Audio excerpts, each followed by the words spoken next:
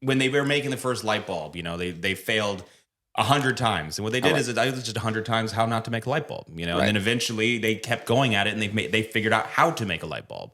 And it's like Iiro, from what I've always gathered from that accident, the silver lining I saw almost right away was that I think it saved his life in the long run. That's how I was just getting into. Because the wingsuit base jumping had just gotten so far, you were still pushing it. And had I not been hurt, I would have definitely been charging the castle and doing the most crazy jumps that we were doing at the time. So for me, the silver lining was that I realized 10 years later that, oh my gosh, so many of our friends continue to die around us.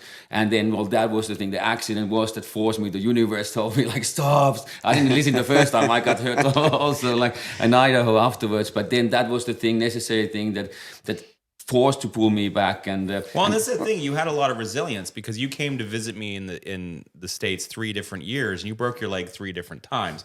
You came to visit me, broke your leg. Came to visit me the next year, broke your leg. Came to visit me again, broke your leg. And then you told him, "Don't come next year." Well, no, it was fun. It's great. I keep coming. I don't mind. But break his leg again. But it just showed Iiro was getting hurt, and he kept coming back because he was incredibly resilient, and he wanted to continue, and I understood because I'm the same way. But I do think this last one was big enough, hard enough, heavy enough to where it finally dawned that I can't, it's going to kill me. Yeah. And I'm also, besides resilient, I'm competitive. So I went back to Finland to do my work, and it was winter, I couldn't base jump. And Jeb just drives a few hours, jumps a bridge, and he improves so much, goes to high diving, and I show up since the last trip and start jumping again with the same mentality. And look and behold, I got hurt again. But I wanted to do the same cool shit as you did, but I also paid heavy price for it. Well, let me...